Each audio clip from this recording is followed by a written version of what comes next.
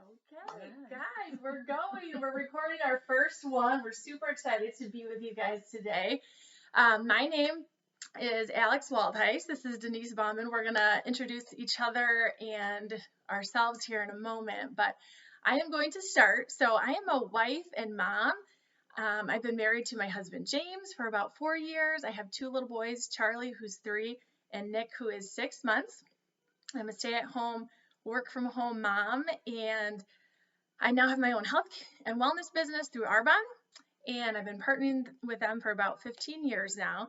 But my corporate background is actually in banking. And while I loved it, I actually had always dreamed of being a stay at home mom. And so now that I am here, I am absolutely loving it. And I worked full time till my first son, Charlie, was about 1.5. And it had been something that I had been praying a lot about, of finding a way to be home and finding a way that was going to not rock the marriage boat. So if anyone can relate. And I was really debating going part-time, quitting altogether. I didn't know what that was going to look like. And then God just had such greater plans and provided way more than I could have imagined, going part-time or quitting on my own. And so my position was actually eliminated. And I actually remember walking into Denise's office telling her that, and we were both like, I can't believe this is happening, but it's like so bittersweet. I like want to cry and also rejoice. And so here we are about a year and a half later, and I'm loving it. And so now I coach people through our 30 Days to Healthy Living program, and I really just love helping people gain confidence and feel their best. So, kind of why we're here today, I want to share a little bit of how I even know Denise. And I first met her when she came to speak at our church at a women's group. And I instantly knew that she just had so much godly wisdom, practical advice that I was craving at that point after only being married for a few years. And so shortly after that, after I met her, I actually hired her as my life coach and met with her for a number of years. And I just really believe that God worked through her so much to help me in some of the most challenging times at that point that I had been through. And so we're going to talk about that a little bit over the next few months. And I just want to share her knowledge with you guys because she just has a wealth of knowledge in so many different areas. She's constantly learning new things to share. She has a heart of gold, and I am so honored to be working with you on this little project that we kind of came up with. And so I'm excited that we're going to just get to continue to learn from her. And my prayer is that her hindsight can be our foresight. And so I am really looking forward to getting to spend some time with you all in the next coming months. And we just hope that it's going to be valuable to you and that God's going to work through us to encourage you in some way. So I'm going to turn it over to Denise. All right. Well, thanks so much for joining us today. And just so a little bit of history on me. So I've been married 40 years as of next Saturday. I have 4 kids. My oldest is 38. My youngest is 26. So I'm feeling old. When did that happen? At the same time, I've had an opportunity to love the Lord my whole life. And if you are not a person of faith, boy, I would encourage you. You don't know what you're missing out on. Both Alex and I grew up in faith-filled homes, and it is an amazing journey to not have to do this alone, but to walk with a higher power. My husband comes out of the corporate world where he worked with scientists, and he retired a couple of years ago, which changed the whole dynamic of our married life. I want to also throw in there that of my 4 children, I have 2 that are ADD, and I have 1 that has Prader-Willi syndrome. And so I know what raising children with special needs is like. Right in the middle of there, I always tease, right in the middle there, God gave me just a regular, normal, average kiddo. So I'd have a little bit of relief in the middle of all that child rearing. About 10 years ago, when my youngest graduated from high school, I kind of like, okay, what do I do? How do I reinvent myself now? Because I wasn't done kind of pouring into others. And American Association of Christian Counselors had a certification program for life coaching. I went ahead and applied for that and was accepted into their program. And I have a diploma as a life coach, and then went on to become a master coach and love coaching others. Absolutely love it. I've also been an inspirational speaker in our community for over 30 years, and so I've had a little bit of time helping mom and mentoring moms. I've been involved with the MOPS program for 26 years and have loved that as well. One of the things that Alex and I have talked about is how do we help moms in this day and age where the last couple of years is crazy, right? With COVID, everybody's getting locked down, staying at home. And so I know that a lot of moms are needing encouragement. I know that a lot of women are needing encouragement. And that's really our focus audience. How do we encourage you in your everyday, right?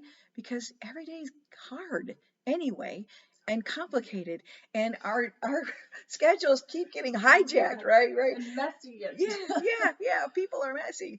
So one of the things that we want to just talk about is that you're not in this alone. You are in good company. And I have lived through it to tell about it, and Alex is in the throes of it right now. And just the other thing, too, that we are trying in my family is intergenerational living, which means one of my daughters and her husband and 3 children live with us. And so we bought a house that would accommodate the size of our family. And that's been very interesting to walk through the waters of how to do that with adult children. And that's very different. But we are learning to enjoy it as we're learning to build that relationship. So all of that to say, we come with lots of expertise. Alex is amazing. She is teachable. She wants to get better at what she does at being a wife and a mother, and she wants to grow in the Lord. And that to me speaks volumes as to when you're going to pick a partner to be in partnership with, this is what you want right here. And right? You don't want to get stuck with somebody you're like, they're totally resistant to what you may want to grow into. And so I just love her. She is encouraging to me.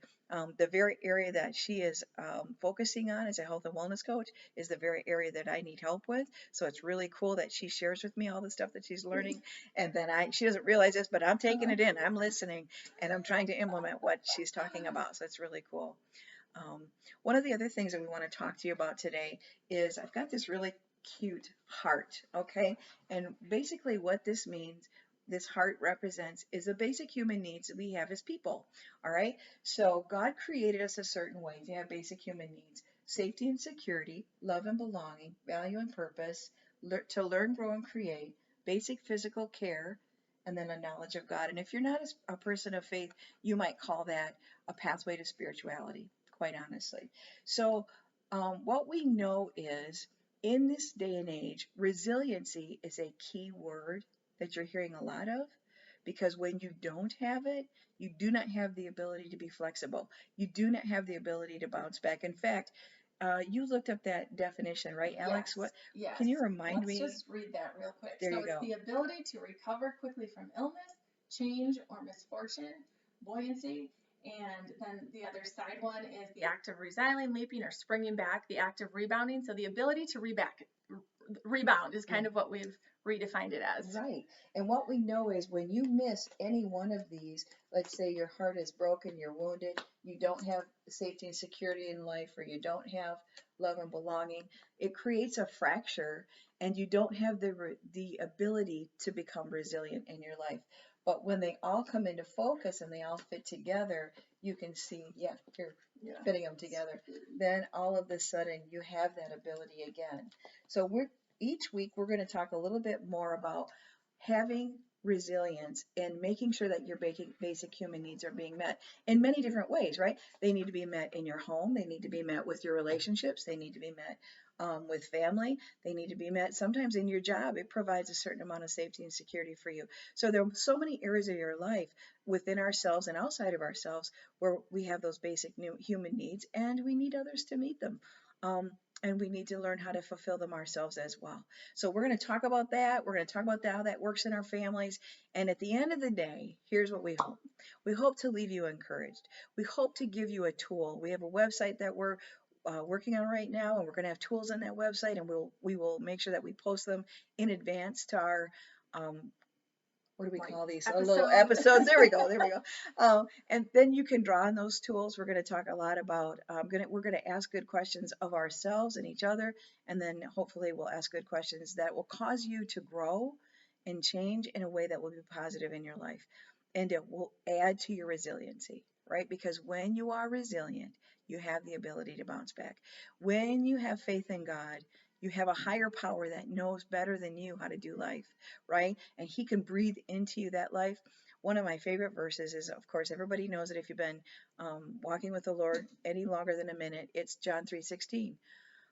For God so loved the world that he gave his only begotten Son, that whoever believes in him would not perish but have everlasting life.